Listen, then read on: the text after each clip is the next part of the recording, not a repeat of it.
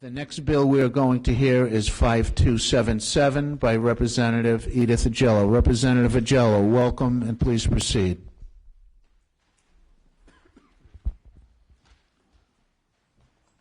Thank you, Mr. Chairman, members of the committee. I believe you had spoken with a Dr. Savitzky, who would like to share my time for a little bit longer than 2 minutes per person. Do you want to stand up so people will get that? You can be right here standing together. And I will be very brief.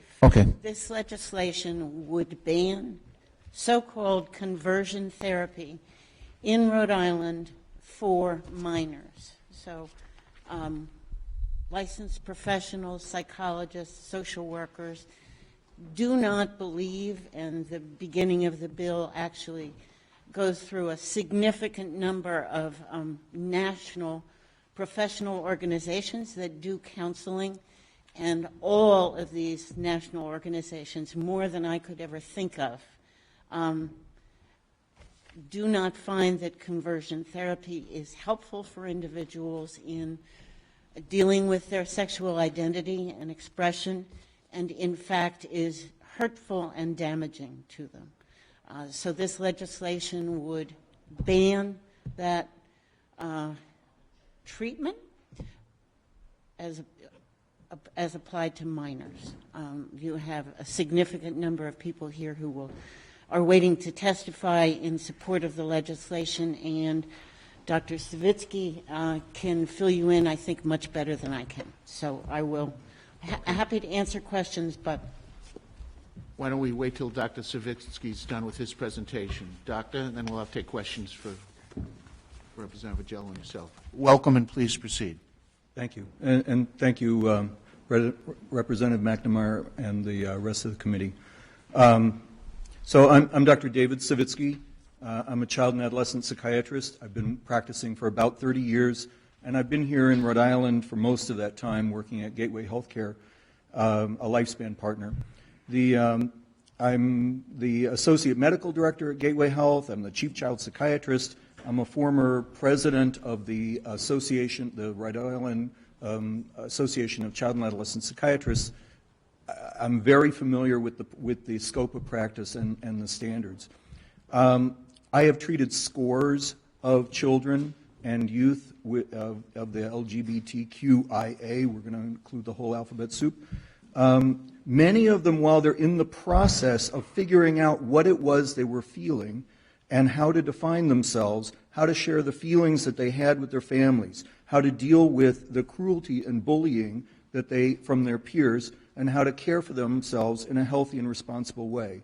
And in all those years, I have never found a youth who could be talked out of having their feelings, who could be convinced that the people who love them know their feelings better than they do, or who could have changed themselves into someone else regardless of the consequences. And that is not to say that they could not have changed their beliefs, their behaviors, their habits, their judgments, but who they're attracted to is never a choice. And what gender they feel they embodied is never a choice. And knowing that they're drawing bullying and cruelty from their peers was never enough to change their feelings. Knowing their families would reject them, their communities would ostracize them, their churches would condemn them, has never been enough to change attractions that they feel.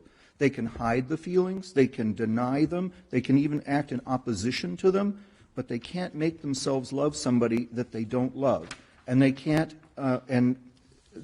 be attracted to someone that they don't care for or identify with a gender that they don't resonate with. Support by family and community relieves the pain of feeling different from one's peers. It mitigates the damage from the bullying. It allows a healthy development of character. And without acceptance by family, it is very hard for children and adolescents to accept themselves when they're different from their peers. They need that security of love and acceptance from their families in order to develop that positive self-image. Without the security, the pressure and stigma is too much for many of them to bear. And what we end up seeing is depression, acting up, and even suicide. when a parent is told that there's a therapy that will fix their child's troubles to make them normal, in quotes, they want to try it. When a therapist promises to relieve your child of the stigma and social pressure they're experiencing, any of us would want to take that offer to protect them from the pain of not fitting in. If only it were that simple. Attempts to convert a youth to a gender or to an orientation they don't feel only reinforces any kind of negative self-image, and it blocks healthy development. It tells your child that their feelings are bad, and consequently they are bad, and that they cannot be loved for who they are, but only for being someone that they are not. And conversion therapy convinces your child you do not love them unconditionally, because if you did, you wouldn't demand that they be someone else. Moreover, the therapy doesn't work. It leaves your child more conflicted about who they are without changing any of the feelings that led you to send them to treatment. It worsens the situation. It alienates you from your child. It raises the likelihood of self-hatred manifesting itself as depression, self-injury, suicidal feelings. Please pass this bill. It'll help youth who are harmed by conversion therapy. It helps the parents who are going to end up harming their children when they're trying to help them. It's a harmful treatment, and Rhode Island should not be putting up with this practice against our youth. Finally, on a somewhat different note, I am also a parent. And with all the education and training and experience that I have had, I want to tell you that it was extremely hard for me and for my wife to adjust when our youngest son told us that they were transitioning to be our daughter. If I had been able to spare her that pain of the journey that she has gone through, I would have done it in a heartbeat. But I knew that it would only hurt her. And so we refrained, and we dealt with our feelings, and she is dramatically better for it. Most parents don't have that option. They don't have that advantage because they don't know. And what this bill will do is prevent the suffering that conversion therapy will continue to cause for other children and their families. So, thank you. Thank you. Thank you, Doctor. Doctor, are you aware of any practicing health practitioner in Rhode Island that uses this technique or that practices this conversion therapy? I didn't until we got involved with this. I understand that one of the leading proponents in the country has been practicing in Rhode Island, a pediatrician in South Shore or South County. I don't know her name. And in an informal review, just with youth who are at the Youth Pride organization, I was told that half of them, 3 out of 6, said that they had been forced to go through this kind of treatment. The treatment, anyway, so that answers the question. So when a patient comes to you and has said they were forced to go through this treatment, do you have a duty to report, like to the American Psychoanalytic Association, that someone is involved in a practice that the association has deemed harmful? That's a harder question about whether I'm obligated to report. It is not malpractice that I know of, because although frankly I think it should be. I think that if someone went to the board of licensure and said, "Look, this was a harmful treatment. You harmed my child when you said you were helping them," I think the board would look very seriously at that.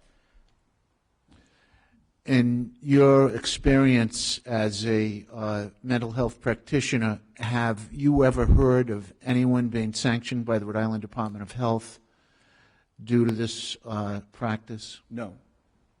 Okay. Thank you. Are there any questions for the doctor? Thank you very much. Yes, Representative Canario. Thank you, Doctor, for your testimony. And I must admit, I didn't know that this type of thing even happened in today's modern society. So this is certainly shocking, to say the least. Do you know offhand how many other states prohibit this practice in the country? I know that New York has prohibited it, California has prohibited it, it's either Wisconsin? There's 6, okay. So it has passed the legislative process in 6 states. Well, I thank you for your testimony, but I certainly find it very shocking that this happens in today's modern society. Thank you. Representative Casimiro. Thank you, Doctor. Can you speak a little bit about the numbers around the suicide rate? I know there was a lot going on in social media today about this hearing and that 50% of the people youth who go through conversion therapy end up committing suicide. Do you have anything about the numbers? I do actually have a study from Holland where they have been where they've have a serious track record of approaching this in a much more positive way. And they were able to look at the rate of depression and mental health conditions in LGBT youth who were supported through the process. And they find that their rate of mental health troubles drops down to background. So no worse than an average, non-identified group of people. It's a very dramatic difference if you have the support of family and you feel accepted early on. Overcoming that sense that your parents threw you into a conversion therapy because they don't accept who you are, they don't respect who you are, is extremely destructive. Thank you. Are there any? Yes. Representative Perez. Unos momentos, por favor. I was reading all the papers that I got on the desk now, saying about the problem, but in all them you see numbers about victims. They just say a lot of people have conflict, but it don't say, and you just say them, it's not being a complaint against a doctor for malpractice. What I said was I'm not aware of any, but it's not something I was frankly aware of either before I was told that this is still going on in Rhode Island. When I found out, I was shocked and appalled. Oh, believe me or not, the other day that lady over there brought me some paper and I say, hey, nobody should force nobody to do something against the will. Correct. But when I was just reading all the papers, it say that it's causing damage, but it don't say to how many people or why or who reporting the damages or what doctors doing, like you say that you don't know how many doctors doing it. And then if we have the information, then how we need this for? Because you don't know how many people are getting damaged about it. It's true that I don't have numbers of how many people are getting this type of treatment today in Rhode Island. We do have some pretty good numbers about the effect that it has and the success rate that this treatment does not have. One of the major proponents of this type of treatment comes out of Toronto, and as far back as the 70s and 80s was writing papers saying this stuff works, we can convert people, we can convert these children to be straight, whatever, youth. But what has come out is that the numbers were fraudulent, that they were inaccurate, and that in fact people didn't get better. It didn't help them. That's even sidestepping the question of whether it is better for them to stop being gay or transgendered. I mean, that's a separate question. The question is, does it even work? It doesn't work. So to say, we can argue about how much harm is going on in Rhode Island, but that's mostly because we don't know how many people are still who are still doing the treatment. We do know that there are people who are doing it. What we don't know, and I think it would be very difficult to pin down how many people are actually doing the treatment. And that's actually one of the reasons why we're here in terms of trying to promote a bill rather than going, provider group by provider group, because that would become impossible. And there are lots of I don't know the right term for it, but there are providers out there that are not constrained by their professional organizations in a rigid way, and they would just end up doing what they want to do because they feel that have every obligation to try to convert everyone, whether it works or not. So I hope I didn't exactly answer your question, but that's as good as it gets, I'm afraid. And Representative Perez, for your knowledge, we have 84 people that have signed up to speak on this bill, and 83 of them are in favor of it, and there's one in opposition. So we've got a lot of people here tonight that support this. Are there any further questions? Representative Lancia. Push this here. There we go. Yes, hi, good evening. Thank you for being here. A couple quick questions. We talk about reparative therapy versus conversion therapy. Are they different? Same thing. Same thing, okay. They're friendly terms and unfriendly terms, but they mean the same thing. Okay, please explain friendly versus. Well, if you're trying to repair something, that's a friendly term. You're thinking it's a good idea. If you're not so thrilled with it, you would use conversion therapy, but it's the same process. Okay, so it's the same process. Okay. The other question I have is on page 2 of the document. It says, through psychotherapy, gay men and lesbians can become comfortable with their sexual orientation and understand the societal response to it. So we would be talking, obviously, a difference between older people and younger people. I mean, conversion therapy versus psychotherapy. There's a difference there, I'm assuming, too, right? Psychotherapy is a broad term that refers to any attempt to use therapy to resolve someone's distress or symptoms. So conversion therapy or reparative would be a subset of therapy in general, psychotherapy in general. I guess what I'm trying to understand is psychotherapy is a good thing, or is it as opposed to conversion therapy or reparative therapy, is psychotherapy a good thing for people that are maybe having issues or struggling? Yes. Okay. Psychotherapy is a good thing for people who are struggling. Right. So, the question, I think what you're asking me is, so what's wrong with this therapy versus that therapy? And I think, is that what you meant? No, I'm just sorry. just trying to make sure that if, because I'm a former Navy chaplain, Okay. I'm an ordained minister. Yep. My job is to try to help people. Yes. People come to me and say, well, they used to say to me, chaplain, where do you think I need to go religiously? And I said, my job isn't to tell you or help you get where I think you need to go. My job is to help you get where you think you need to go. Right. So I want to make sure that we're dealing with the whole gamut of this, that if there's good and if there's bad, let's make sure we don't throw out the good with the bad. I just want to make sure we're making sure that we're taking care of people, making sure their needs are being met. That I think that's my goal. So that's why I'm saying psychotherapy versus reparative. Right. That's my goal. Yeah. My understanding is that this bill does not limit psychotherapy per se, but that it addresses the planned goal of converting or changing someone's orientation in therapy. If an adult comes to me, or even a youth comes to me and says, I really hate how I feel, I hate who I am, I'm miserable with all this, we explore their feelings, we deal with how to help them, how to help them understand and accept themselves regardless of what their feelings are. And if those are feelings that are unacceptable to them or their families, religiously, culturally, what have you, resolving the tension that they have with their community and their religion such that they aren't tormented by it and that they can feel support from their families and their community.